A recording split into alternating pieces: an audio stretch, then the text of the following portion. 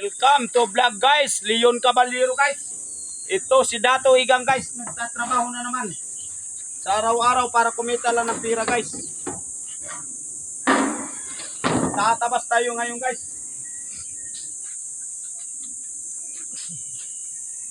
Pinanganak na pabriutin. Mahirap talaga guys, ang mahirap. Ito talaga guys, ang pag-vlog natin dito sa araw-araw. Hindi na maghirap kung yaman. Uy, kalbuhin mo ako pag di makano bukas ha, di ako makapagpagupit. Alanganin eh. Madali lang yun. Sa Lunes, Pakulo lang tayo ng tubig. balik natin dito sa Lunes, kalbuhin mo ako. Pakulo lang tayo, no? Ayos mo yun. Hindi sa mga sikaso eh, bukas wala na si Dundun. Lasing na yung pagdating natin bukas. Kalbuhin natin bukas. Hello guys, ito na oh. Trabaho ni Dato Igang guys. Magpupurma tayo ngayon guys. Ito purma talaga tayo. Magtapas muna tayo ngayon.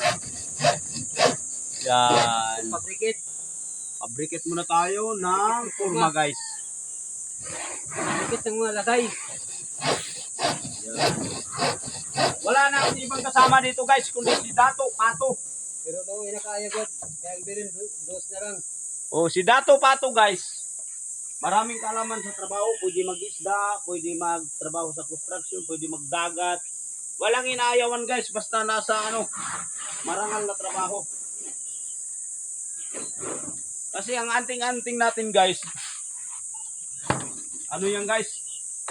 Para sa kabutihan, hindi para sa kasamaan.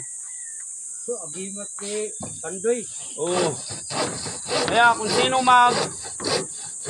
bumili sa anting-anting ko, sa Kasipagan, nandito tayo guys sa kahit saan mapunta. Iba talaga guys ang may anting-anting kahit saan mapunta trabaho.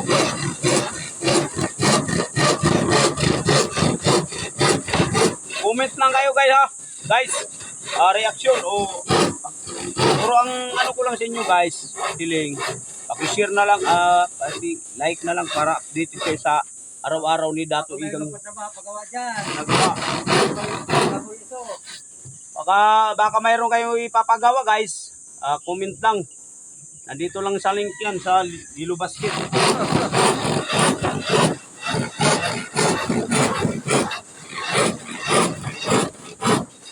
Kasi si Dato Igang guys, kagaya nito wala yung may-ari. Kung anong kabutihan niya binigay sa amin guys, susuklihan din namin kabutihan. Diba? Yan dapat ang gagawin sa taong matuwid. Andaan. Basta walang iba guys. Solid Duterte kami guys. Wala na. Kahit sunugin pa guys. Dati guys, sa politiko, siyempre mapag-usapan na natin dito. Talaga, Marcos talaga kami. Dati, leader pa ako. Puro ngayon guys, wala na, mahal ng bilhin. Lipat na naman tayo, maghanap tayo panibago na naman. Panibago na naman tayo kung sino ang magaling, sino ang katulong sa kahirapan sa construction. Doon tayo guys, dapat yan ang tutukan. Hindi puro impeach. Pagkain at saka bilhin, pamasahe, yan. Kasi magkano na sahod namin guys.